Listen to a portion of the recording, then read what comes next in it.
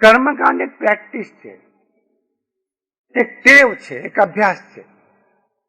કર્મકાંડ કર્યા પછીમાં તમે દુકાને જાઓ છો તો નોકરો સાથે વ્યવહાર કેવો કરો છો, ગ્રાહક સાથે વ્યવહાર કેવો કરો છો, ભાગીદાર સાથે વ્યવહાર કેવો કરો છો, એમાં કેટલું ઔચિત્ય રહે છે. એની અંદર પણ બાળક સાથે વ્યવહાર કેવો, વૃદ્ધ સાથે વ્યવહાર કેવો.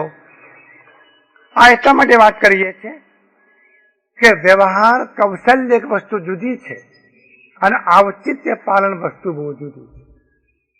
વ્યવહાર કૌશલ્યમાં રાજ્ય રાખવાનો ભાવ છે, થોડો ખુશામતનો ભાવ પણ છે. ઔચિત્ય પાલનમાં ખુશામતનો ભાવ નથી, રાજ્ય રાખવાનો ભાવ નથી, પણ વિવેકપૂર્વક કર્તવ્ય પાલનનો ભાવ. રામાયણજીનો મુખ્ય સંદેશ કઈ પણ જો હોય તો એ સંદેશ એ છે કે રામાયણમાં ચારે બાજુમાં સર્વત્ર ઔચિત્યનું પાલન થયેલું આપણને દેખાય. ક્યાંય પણ અનુચિત વ્યવહાર કરવામાં નથી આવ્યો. નાનામાં નાની બાબતોમાં પણ અનુચિત વ્યવહાર કરવામાં નથી આવ્યો. કૌશલ્યાજી સુનયનાજીને કહી રહ્યા છે કે ભરત તમારા કુળનો દીવો છે. જરા પણ શંકા થાય છે કે સુનયનાજી સાથે વાત કરતી વખતે કૌશલ્યાજીએ વાતનો પ્રારંભ ભરતજીથી શું કરવા કર્યો? સીતાજીથી કરવો તો, રામજીથી કરવો તો, લક્ષ્મણજીથી કરવો તો. કૌશલ્યાજી એ માત્ર ભલી ભોળી સાદી બાઈ છે એટલું જ નહીં, અત્યંત વિચક્ષણ વ્યક્તિ. મુસદ્દી શબ્દ વાપરતા નથી, એ ઘસાઈ ગયેલો શબ્દ છે, ભોગવાઈ ગયેલો શબ્દ છે. મુસદ્દી તો બનશો જ નહીં. જેવું હાઈ એવું ઓઠે એ ચાલશે, પણ વિચક્ષણતા સદગુણ છે. કોઈ પણ ઘટનાનો લાંબા ગાળે કેવો પ્રભાવ પડવાનો છે એને પહેલાથી જ એને જોતા આવડે છે, અને એ જે પરિણામ આવવાનું છે એને રોકવાના માટે પહેલાથી જે પાળ બાંધે છે એને કહેવાય છે વિચક્ષણ. આખા પ્રસંગમાં જનક વિજયજીની, સુનયનાજીની અને જનક વિજયના પક્ષકારોની જરૂર ગેરસમજ થાય એવી છે, અને ગેરસમજ રામજી માટે નહીં થાય, લક્ષ્મણજી માટે નહીં થાય, ભરતજી માટે જરૂર થાય.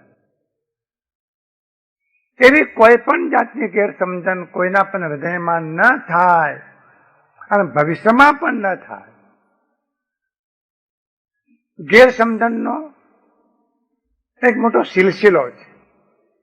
પેલા ગેરસમજણ, પછી શંકા,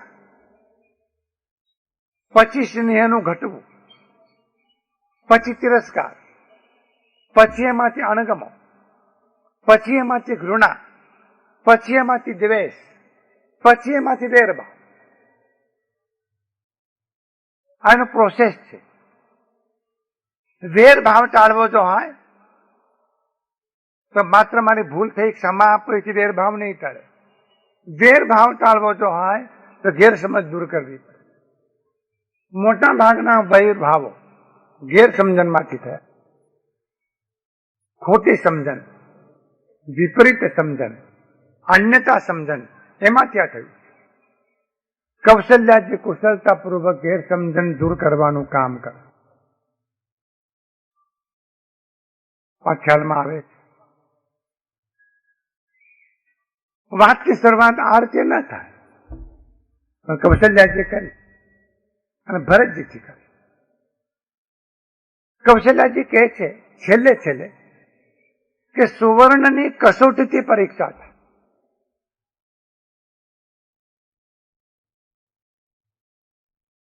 સોનાને કસોટી પર ઘસવામાં આવે અને કાળું ન પડે છતાં વહેમ રહી જાય તો એને 2-3 કટકા કરવામાં આવે, અને છતાંય વહેમ રહી જાય તો બળબડતી અગ્નિમાં નાખવામાં આવે. અગ્નિમાં સોનું જ બચે, બીજું કઈ ન બચે. માણસની પરીક્ષા ખરેખર કસોટી વખતે થાય.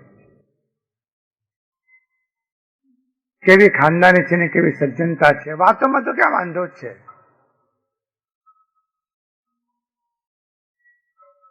પ્રસંગ જયારે આવે છે ત્યારે આપણો વ્યવહાર કેવો છે. જેમ ઝવેરી રત્નની મણીની પરીક્ષા કરે છે, એમ સમય આવે છે ત્યારે પુરુષની યોગ્યતાની પરીક્ષા કરે. આ યોગ્યતા શબ્દ બહુ મહત્વનો છે. લાયકાત, અંગ્રેજીમાં તેને કેપેસિટી કે છે અર્થમાં નહીં, યોગ્યતા, લાયકાત. વ્યક્તિની લાયકાત કેવી છે. આટલી બધી વાત કર્યા પછી એક છેલ્લી વાત કૌશલ્યજી કરે છે, જે સ્પષ્ટતાના માટે કરે. ભરતજીના હાથમાં અધિકાર છે આજે, માટે એમના માટે બોલવું એ ખુશામત ભરેલું ગણાય એવું તમે ન માનશો. છેવટની વાત,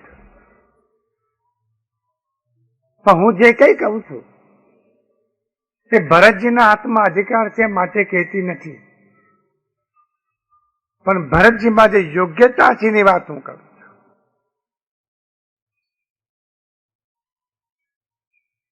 અને છેલ્લા શબ્દોમાં કૌશલ્યજીએ કહ્યું કે મિથિલેશ્વરી, શબ્દો ખ્યાલમાં રાખ.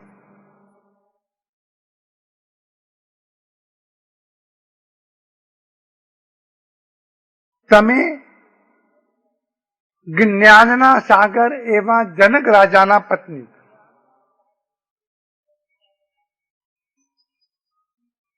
જનક વિધિની આ પ્રતિષ્ઠા છે. રાજા તરીકે જનક વિધિને ઓછા યાદ કરીએ છીએ, પણ જનક વિજય તરીકે વધારે એમણે યાદ કરી. શાસ્ત્રોને રાજાઓને નોંધ રાખવાની જરૂર નથી, પણ રાજા હોવા છતાં વિધેયી એની નોંધ શાસ્ત્રોએ રાખી છે. એમાં જનક વિધેયી છે. તો તમને જયારે તમારા પતિ જનક વિધિ જ્ઞાનના સાગર છે, તમે એમના પત્ની છો, અને વર્ષો સુધીમાં એમના પાસા તમે સેવ્યા છે, તમને શું ઉપદેશ આપવાનો હોય અને કહેવાનો પણ શું હોય. પણ જો પ્રસંગ મળે, તક મળે, તો જનક મહારાજાને આટલું સમજાવજો ભરતજીના વિશે.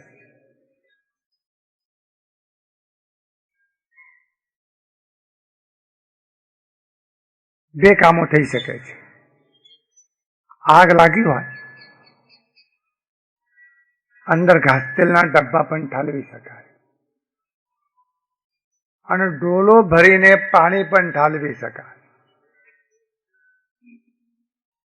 ડોલો ભરીને પાણી ઠાલવે આગ ઓલવે, અને ઘાસ તેલના ડબ્બા ઠાલવે એ આગને વધારે. આપણી ગણતરી શેમાં છે ગણી લેજો.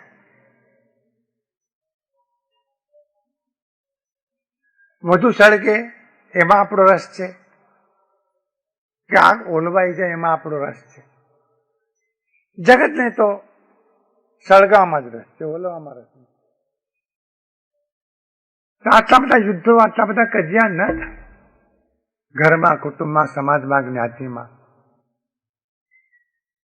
પણ માંડ ઠંડુ પડવા આવ્યું હોય અને ઓલવવા આવ્યું હોય, કોઈક બાજરો માણસ નીકળે, થોડુંક બળી નાખીએ અંદર ઘાસ તેલ, ફેર હળગતું થાય. શાસ્ત્રોમાં એવી આજ્ઞા કરી છે કે ઘરમાં ક્લેશ થયો હોય તો એ ક્લેશનું સમાધાન ન થાય ત્યાં સુધીમાં ઘરમાં રસોઈ કરી હોય તો પણ કુટુંબીજનોએ ભોજન લેવું નહીં.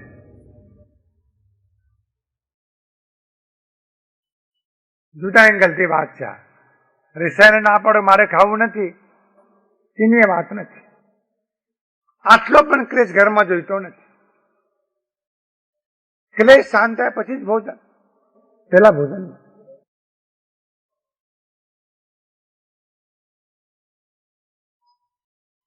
અને સુમિત્રાજી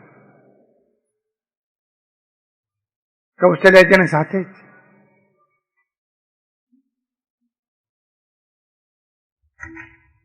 જેટલા ઉદાર દિલના કૌશલ્યાજી છે એવા જ ઉદાર દિલના સુમિત્રાજી પણ. સુમિત્રાજી એમ કહે છે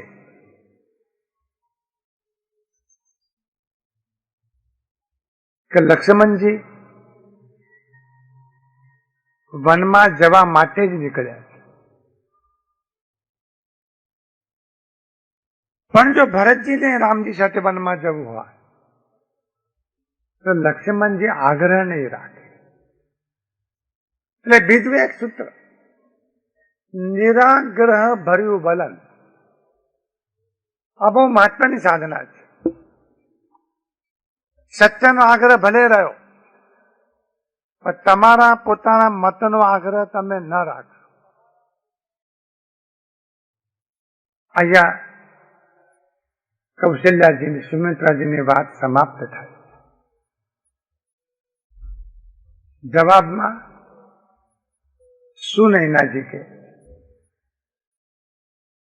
પ્રભુ અપને નિચ હું આદરહી, અગ્નિ ધૂમ ગિરી શિરી તનુ ધરહી, સેવકુરાવું કરમ મન બાની, સદા સહાય મહેશુ ભવાની. સુનૈનાજીનું પણ એક સ્થાન છે, એક મોભો છે. આ મિથિલા નરેશના પત્ની છે. દીકરીને માં છે લાચાર છે એવું ના માનશો. મોટા ભાગે આપણે એવું સમજીએ છીએ કે આપણે દીકરીના મા બાપ છે નમતો આપણે જોખવું પડે. એટલે વરના મા બાપ ટાઈટ રહે અને દીકરાના મા બાપ નમતા રહે. એ તો વ્યવહાર નહીં ચાલે. સુનૈનાજીનું પણ એક સ્થાન છે ને મોભો છે. સ્થાન હોવો અને મોભો હોવો જુદી વાત, અને સ્થાનના કારણે તુચ્છ અહંકાર હોવો જુદી વાત. સુનૈનાજીમાં તુચ્છ અહંકાર. પહેલી વાત કરે છે સુનૈનાજી કૌશલ્યાજી, મોટા માણસો હંમેશા નાના માણસોને આદર આપતા હોય. તમે મોટા છો અને અમે નાના છીએ.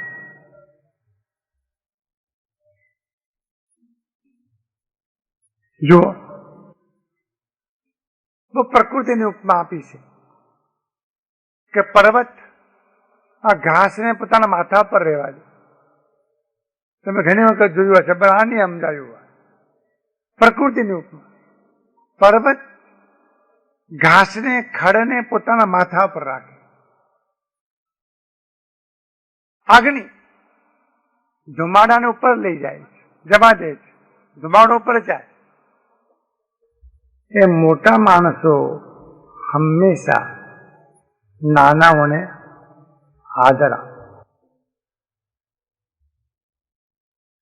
તમે એમને આદર આપ્યો,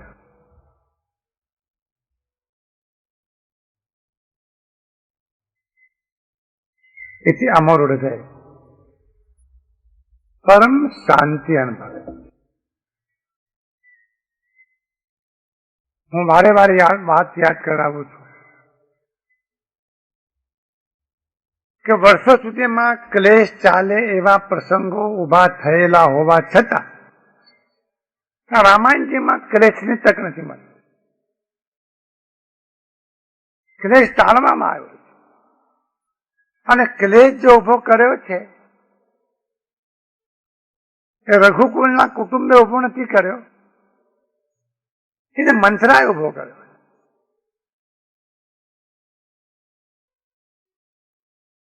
વાતની સમાપ્તિ પછી કૌશલ્યાજીને આજ્ઞા પ્રાપ્ત કરી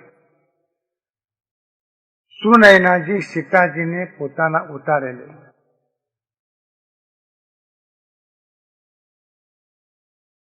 જનકજી પણ વશિષ્ઠજીને આજ્ઞા લઈને પોતાના ઉતારે આવ્યા છે. પોતાના પુત્રને જોતા છાતી સરતા ચાપીને ગદગદ કંઠે સીતાજી ઉપર જનક વિધેય વાત્સલ્યનો વરસાદ વરસાદ. પણ એમાં ઔચિત્ય છે. એમના હૃદયમાં પ્રેમનો સાગર તો રેલાઈ રહ્યો છે, પણ તપસ્વીના વેશમાં સીતાજીને જોવા છતાં એમના મનમાં ક્યાંય પણ ક્લેશ થયો નહીં.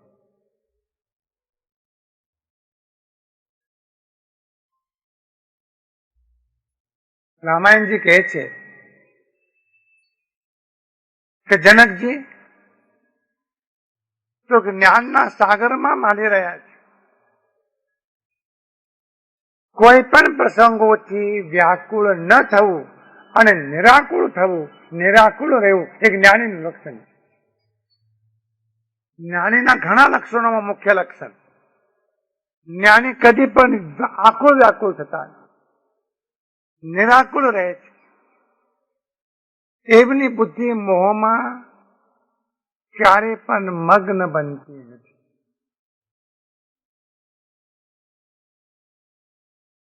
અને માટે તુલસીજીએ કહ્યું કે તાપસના વેશમાં જોયા ત્યારે પણ જનક વિજયના હૃદયમાં પરમ સંતોષ. ઘણી બાબતો છે આમાં. એક બાબત તો એ છે કે જનક વિજયને એવો અનુભવ થાય છે કે મારી પુત્રી આવો પ્રસંગ આવેલો હોવા છતાં કોઈ પણ જાતનો ક્લેશ કંકાસ કર્યા વગર ક્ષણભરમાં તમામ રાજ્યની સંપત્તિનો ત્યાગ કરીને વનના વાટે હસ્તે મોડે જવાની. ધન્યવાદ. જનક વિજય તો ભલે વિજયી રહ્યા, એ ભલે જ્ઞાનના સાગર રહ્યા. સીતાજી તો હજુ ખીલતું ફૂલ છે, છોડ પર કળી બેઠી છે, હજુ તો ફૂલ ખીલ્યું નથી. એવા સીતાજી પ્રસંગ આવ્યો.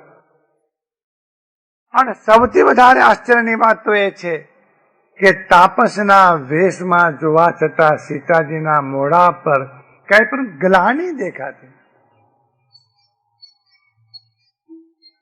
આપણે જમવા બેઠા આવીએ અને થોડુંક શાકમાં મીઠું ઓછું તોય મોડું પડી જાય છે, પણ કે 10 ચીજો બીજી પડી છે તોય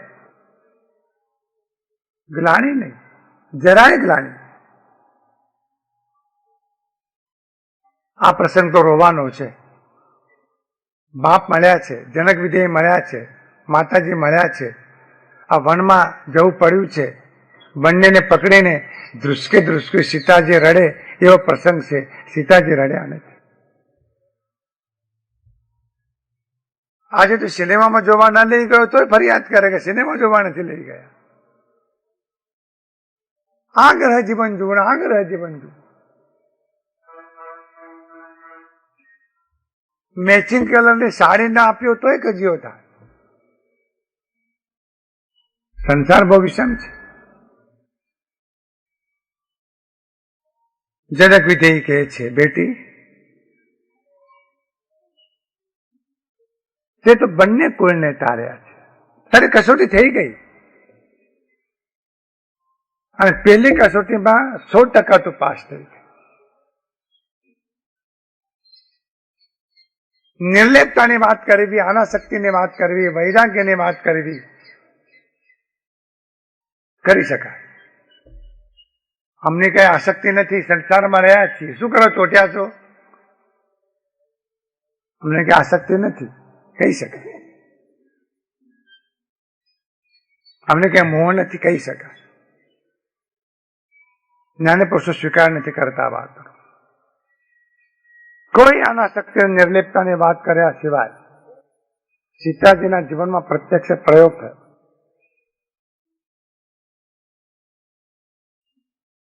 લગ્ન થયા ત્યારે મિથિલા છોડતા અને માતા પિતાને છોડતા સીતાજી રોયા. પણ અયોધ્યામાંથી વનવાસમાં જતી વખતે સીતાજીના આંખમાં આંસુ રોયા. રામાયણજી તો એમ કે છે સીતાજી પર જિંદગીમાં ક્યારે પણ રોયા. એમને જેટલું દુઃખ પડ્યું છે ને, એમના પર જે ત્રાસ વર્તાયો છે, જેટલું રડે એટલું ઓછું, જેટલું રડે એટલું નથી. ક્યાંય રોયા નથી. રામાયણમાં ક્યાંય વર્ણન નથી. ઉત્તર રામચરિત્રમાં, વાલ્મીકી રામાયણમાં, ગિરધર રામાયણમાં, આધ્યાત્મ રામાયણમાં, તુલસી રામાયણમાં, આનંદ રામાયણમાં ક્યાંય વર્ણન નથી કે સીતાજી રોયા. રોવા જેવું તો એમને હતું, રોયા નથી. આ લક્ષણ છે જ્ઞાનીનું. જ્ઞાની કદી પણ પ્રસંગોથી આકળ વ્યાકળ ન થાય.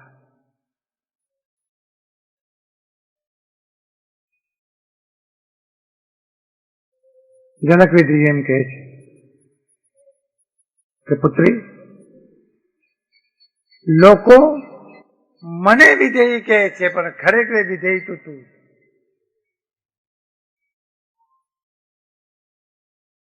અમને સેજ મનમાં કંપ થાય તને કંપ પણ થતો નથી. જાણે એમ લાગે છે કે અયોધ્યામાં હોવું અને ચિત્રકૂટમાં હોવું, સોળે શણગાર પહેરેલા હોવું અને તાપસ દેશમાં હોવું, ત્યારે બંને તને સરખું જ લાગે છે. આવી ક્ષમતા તમારા જીવનમાં તમે સિદ્ધ કરેલી. અને આ પ્રમાણપત્ર આલામાલાનું નથી, જનક વિધેયનું છે.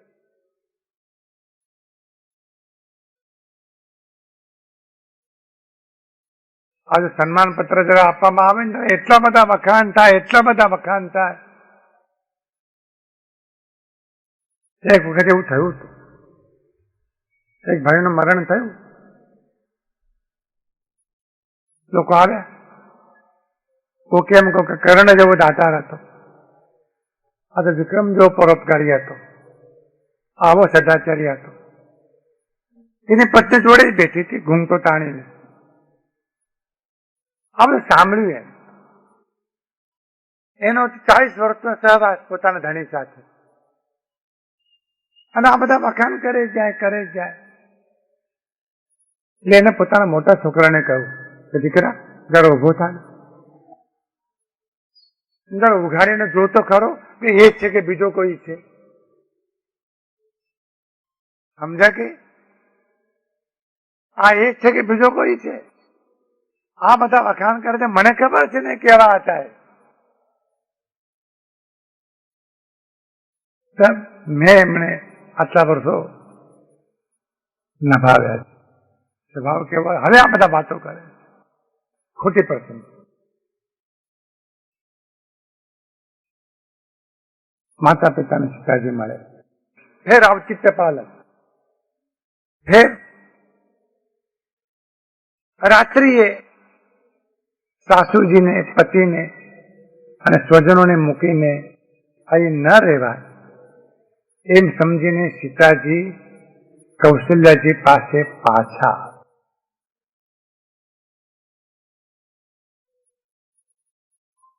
શું લાગે તમને? કહો, કોઈ કહ્યું નથી સીતાજી રહ્યા તો કૌશલ્યાજી વાંધો ના લે.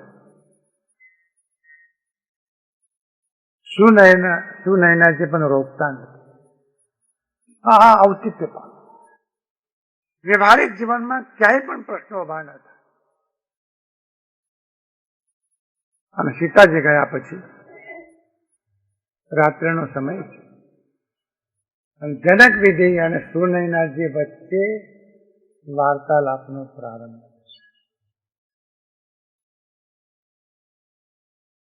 सावधान सुनु सुमुखी सुलोचनी। आ रामायणના શબ્દો બહુ મૌલિક છે. આ કડી બહુ મહત્વની. सावधान सुनु सुमुखी सुलोचनी, भरत कथा भव बंध विमोचन. આકડ યાદ રાખવા જોઈએ. જનક વિજય કહે છે ભરત કથા ભવ બંધ વિમોચન. ભરતજીની કથા, ભરતજીના જીવનના ચરિત્રનું વર્ણન એ સંસારમાંથી મુક્તિ આપે. જનક વિજય ધર્મરાજ નય બ્રહ્મ વિચારું, યા જથામતી મોર પ્રચારું. કૌશલ્યાજીએ જે વાત કરી એ બધી જ વાત સુનયનાજી જનક વિજયજીને કરે. એની પુનરાવૃત્તિ આપણે કરતા નથી. આ બધી જ વાત ધીરજપૂર્વક જનક વિજયજી સાંભળી.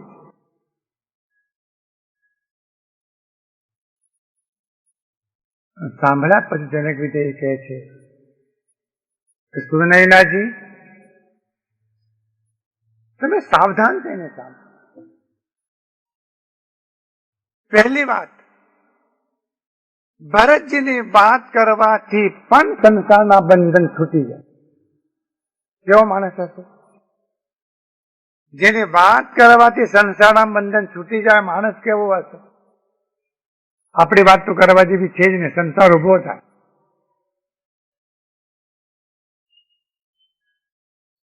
અદભુત માનવીય છે. આ કવિનું કાવ્ય નથી, જનક વિજયના શબ્દો.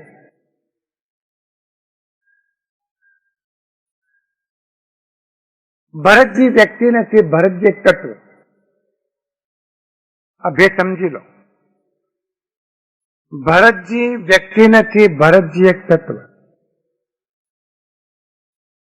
એ અર્થમાં કે સમર્પણ શું હોય, ત્યાગ શું હોય, વૈરાગ્ય શું હોય, પ્રેમ શું હોય, ઉદારતા શું હોય, બલિદાન શું હોય, અનાસક્તિ શું હોય, નિર્લેપતા શું હોય, વૈરાગ્ય શું હોય, આ બધું તત્વ જો હોય તો આવું મૂર્તિમંત તત્વ ભરતજી સ્વયં સાક્ષાત પહોંચે. ભરતજી વ્યક્તિ નથી, ભરતજી તત્વ.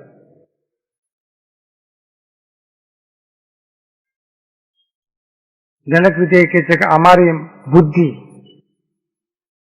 ધર્મ વિચારમાં ઊંડાણમાં જઈ શકે.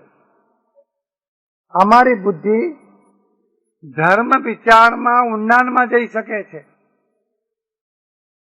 અમારી બુદ્ધિ રાજનીતિ સંબંધમાં ઊંડાણથી વિચારમાં જઈ શકે છે. અમારી બુદ્ધિ બ્રહ્મ વિચારમાં યુક્તિઓથી યથાશક્તિ પ્રવેશ કરી શકે છે. પણ ભરતજીને સમજવાના માટે અમારી બુદ્ધિ કામ કરી શકે તેવી. આ કે સમજાય છે શું કહેવાય રહ્યું છે?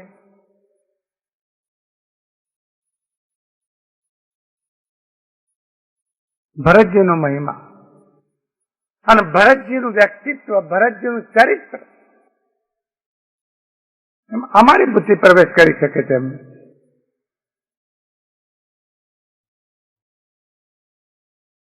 પણ ભરતજીનું વર્ણન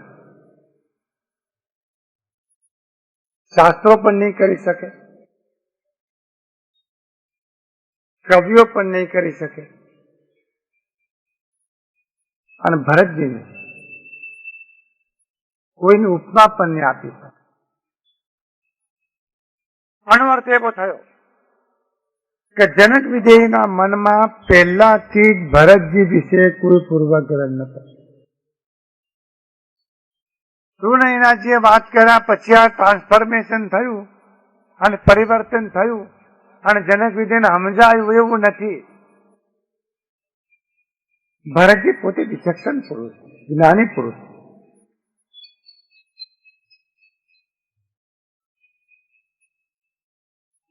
પણ લક્ષ્મણજી અયોધ્યામાં પાછા ફરે અને ભરતજી આ રામજીની સાથે વનમાં જાય. એ વાત સુમિત્રાજી કરી, કૌશલ્યાજીએ કરી, સ્વીકારવા જેવી છે. કારણ કે રામ અને ભરતનો પરસ્પર જે પ્રેમ અને વિશ્વાસ એ તર્કથી સ્પષ્ટ થાય તેમ નથી. અને આને તુલસીજી એમ કે છે કે ભરતજી સંપૂર્ણપણે સ્વાર્થથી મુક્ત વ્યક્તિ કેવી હોય એ તમારે શીખવું હોય અને જોવું હોય તો ભરતજીને સમજો. ક્ષણિક પણ ક્યાંય પણ સ્વાર્થ નથી. આ વાતની સમાપ્તિ થાય છે.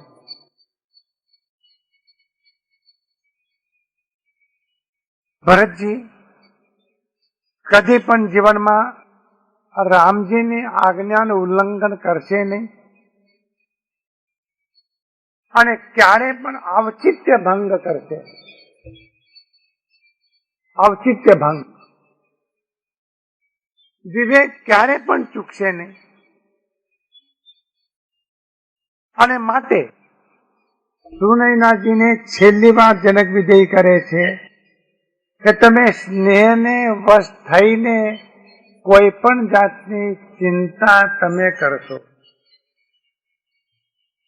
અધ્યાત્મ શાસ્ત્રોમાં વારંવાર કહેવાયેલી ઘણી વાતોમાં આ એક વાત વારંવાર કહેવાય છે કે કદી પણ ચિંતા કરશો નહીં.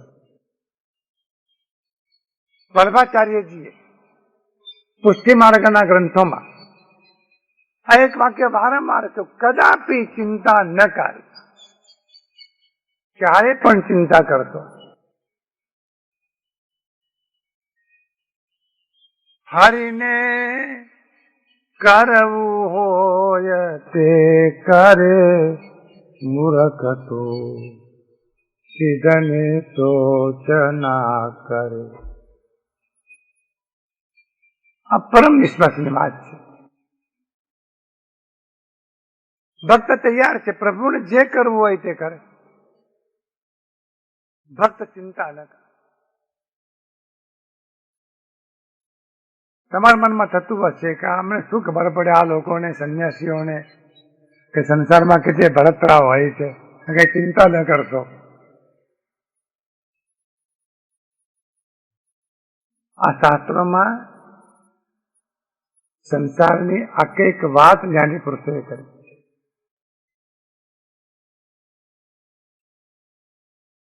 આ સંતો અને જ્ઞાનીઓ બોઘા નથી, બોઘા. એમને ગમ પડતી નથી એવું ન માને, પણ જાણીને કે છે ગમે તો પ્રસંગ હોય ને ગમે તેવી મુશ્કેલી હોય, ચિંતા એનો ઉકેલ નથી. ચિંતાથી ઉકેલ આવતો નથી. ચિંતાથી ઉકેલ આવતો હોય તો જ્ઞાની પુરુષ એમ કરતે માથું પકડીને આખી રાત બેવણ ચિંતા કરો. ચિંતાથી ઉકેલ નથી આવતો. ઉકેલ તો સમજણથી આવે છે, શાનપણથી આવે છે, પુરુષાર્થથી આવે, ધીરજથી આવે, સહિષ્ણુતાથી આવે, બાંધછોડ કરવાથી આવે, ત્યાગ કરવાથી આવે, પરસ્પર અન્ડરસ્ટેન્ડિંગ સમજણથી આવે, વિવેકથી આવે, ધૈર્યથી આવે. એનાથી ઉકેલ આવે. સમાપન કરતા તુલસીજી કહે છે, ભરતજીને વાત કરતા કરતા આખી રાત એક પલની પેઠે વીતી ગઈ. પ્રાતઃકાલ થયો.